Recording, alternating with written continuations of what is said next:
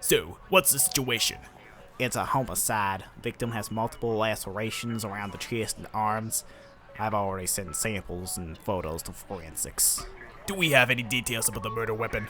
Based on the cuts, it looks like the victim was fending off the attacker's knife, which we already found at the scene. Standard kitchen chefs. Alright then, I need a thorough examination of the crime scene. Leave no stone unturned. I want to know how exactly the perpetrator got in, what transpired, and cross-examine those fingerprints. Yes, sir. And detective, I think you need to see this. My god, it's lamb sauce. Get forensics on the line. I want to know It Invaded's story, characters, music, animation, and fun factor pronto. The perp won't get away this time. I swear on my dead wife.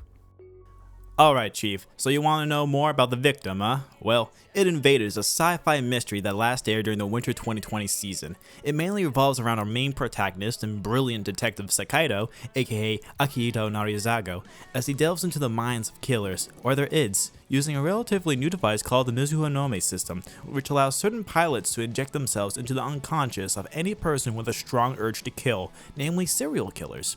With each dive he takes, Sakaido doesn't remember anything other than his name, that he's a brilliant detective, and must solve the mystery of the death of Kairu, a girl whose death is shown in the subconscious of every id. This is all powered by the specialized police squad Cura, an organization dedicated to finding and capturing serial killers. Generally, each episode starts off like a killer of the week type of show, with a new killer being the target for 2 or so episodes at a time. The interesting aspect of the show is that with any investigation that happens, there is essentially an inside mystery as well as an outside one, as Sakaido tries to figure out how Kairu was murdered in the mind of a killer. The organization of Kira will analyze as many details as possible in hopes of trying to figure out the identity and location of the murderer IRL. This can be especially gripping since you are along for the ride with 2 mysteries at any point in time that you can try and solve, as well as an overarching mystery of who John Walker is, a phantom that appears in the ids of most serial killers. I would say that this show has some excellent concepts and unique storytelling styles that make the world of It Invaded incredibly interesting. You're constantly going to be wondering how exactly the Mizuhome works, who is Kairu, and why does she appear in every id? What are the laws being inside of an id well, and more. And whenever Sakaido does figure out the mystery, it's always a satisfying feeling. The weekly mysteries, along with the unique worlds within the minds of these killers, practically beg for you to analyze everything you can in order to try and figure out the mystery and also the identity of the killer. Halfway through the story, however, it changes gears a bit to not only tell a more character-driven story with Akaido, but also solve the more overarching story plots, which was still enjoyable, but I do have some problems in the way that the story is presented and the explanations for some of the characters' actions and the general plot. So before I get into that, here is the timestamp for the next section. I'm warning you right now, I'm going to be spoiling a mystery show. You know, where half the fun is trying to solve the mystery, so I really suggest if you haven't seen It Invaded yet, you go and watch it, then come back, because I'm going to heavily spoil basically everything here, alright?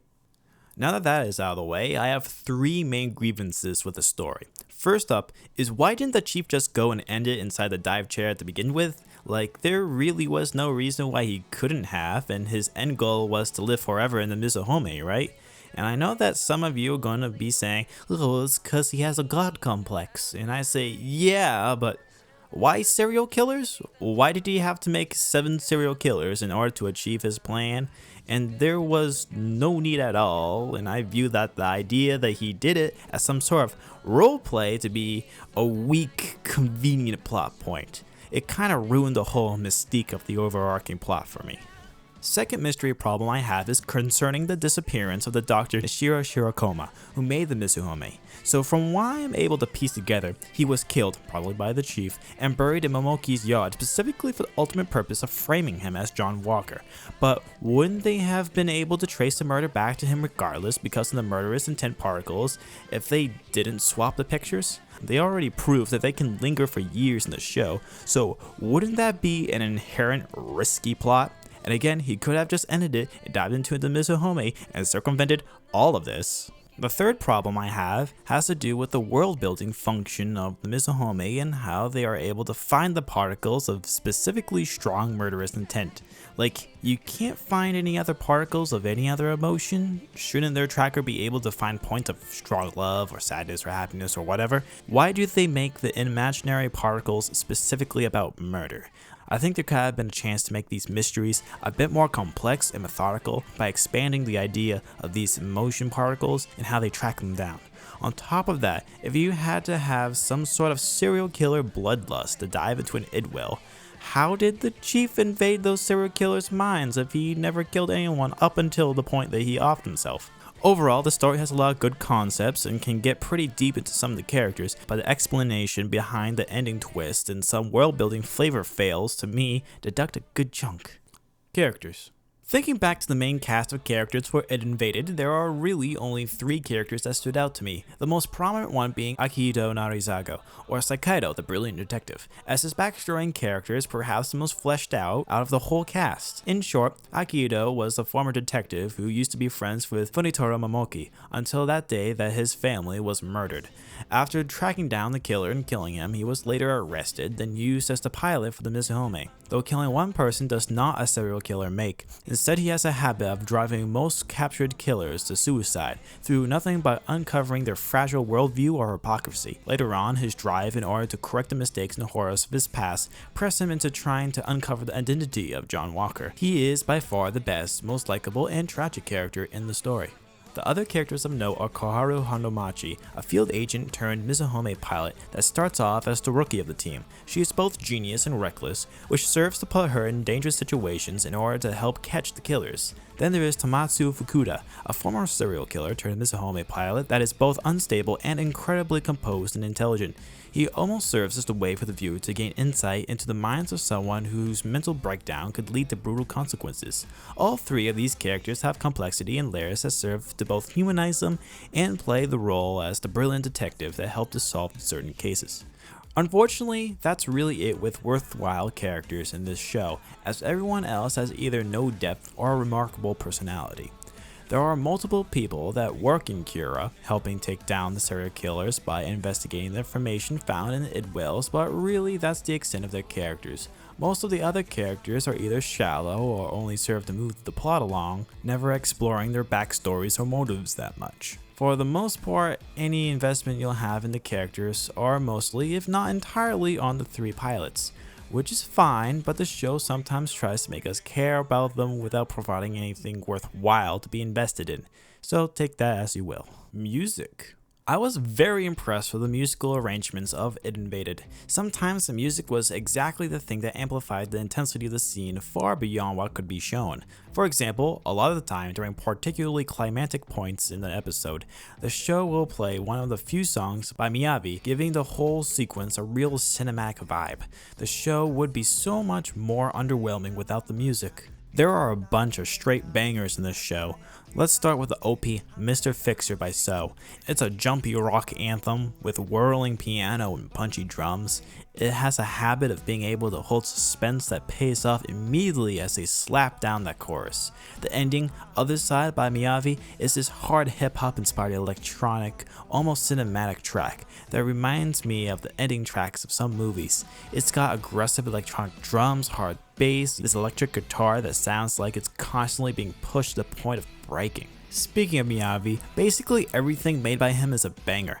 Butterfly, badass, choir-like sound that fills these great action sequences. Samurai 45, nothing but a banger. Everything he makes is cinematic in scale and underlines perfectly the wacky action-packed scenes in these shows. For the general background tracks, there is a mix of soft, somber piano and acoustic guitar for the really heart-wrenching scenes, and electronic rock with synths that are able to switch from epic in scale to aggressive in driving. It's got its bases covered for basically everything. Everything in the OST feels like it's in the right place, as they seem almost perfect for a mystery, James Bondy type of show. The only thing I can maybe complain about is that sometimes the songs sound kinda close to our royalty-free music you'd find while trying to put together a video project, but the way that this anime is able to perfectly fit the tracks to the scene is astonishing. Animation.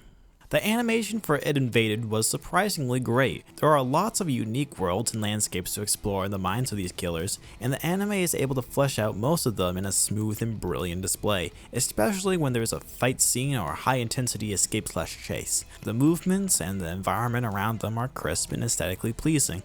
As this show is 80% trying to figure out the mystery and 20% action, there isn't too much for the show to constantly flex on us. But when it does, it can get surprisingly incredible. Though I use surprisingly because there is a duality in this show. While the standard animation can become detailed and fluid, sometimes we bear witness to some CG that is almost hilarious in how almost unfitting it is. Sometimes there might be a special effect that looks like it was ripped from some sort of stock motion effects. Especially the cars. Oh god, the cars in this show are hilariously bad. Luckily, there isn't too much of these scenes in the show, and the majority of them are inconsequential, but you're gonna notice stunning disparities in quality between certain scenes. Fun factor. Did I already say this show is cinematic? Because it sure is. There is nothing quite like a detective flying out of a burning building while intense music plays, or a one-on-one brawl fest with lots of emotional buildup. But on top of that, being able to think along with the protagonist to try and figure out for yourself the mystery or the gimmick for a certain world is a treat that I don't usually get from an anime. Not only that, but the characterization of Akihito and his backstory really was engaging and greatly moving. It Invaded, whether its story along plot payoffs are fulfilling or not, is a very well made, put together show. The weekly serial killer plots and character examinations of some characters make this show incredibly easy to watch within the day. Though, without these features, the show wouldn't be a whole lot besides that. The world building was rather bland and shallow, and while the main cast of characters are able to fill in the cracks of the story, and a mystery show especially, it's paramount that you land your big payoffs. The show will dazzle you with great scenes when Zakaido's in it well, and when things in the overworld start to heat up. It's a fun show, but it does lack some qualities I look for in a show to bring it up to that next level. Though if you are super into mystery shows or sci-fi investigations, this will certainly scratch that itch wonderfully. Conclusions. It Invaded is a sci-fi mystery that is able to captivate with its interesting concepts and enthralling mystery narrative. Though it can suffer from some weak plot points and flat supporting characters, the music is excellent and the show is able to expertly tickle your brain with just enough information to keep you actively engaged in the plot and the main characters. I give It Invaded an 8 out of 10. For other recommendations, if you love the sci-fi mystery aspect of It Invaded, might I suggest Ghost in the Shell. Perhaps you're more interested in psychological thrillers, then Death Note would be a simple recommendation. Alright Chief, does that help with the investigation any? Yeah, actually it does. I think I know what to do now. Jenkins, plug me in. Sir, are you sure? Yes, I'm sure. I already have all the information I need. I'm going in.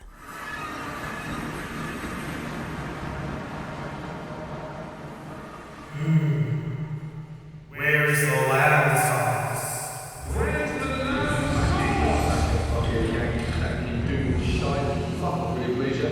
My god. Hey guys, hope you enjoyed the video. As you may have known, I have been steadily chewing through most of the shows from the last winter season, so if there's anything specific you want my take on, please tell me in the comments below. Speaking of which, if you like this video and slightly different take that I tried going in, please like this video and share it to your relevant communities. I'm also trying to reach my first goal of 50 subscribers, so if you haven't already, I'd appreciate you subscribing for more videos just like this. I'm steadily becoming more competent with making these videos, and I'll continue trying to make weekly content. With that said, I'm Zeosphere, and I'll see you in the next one.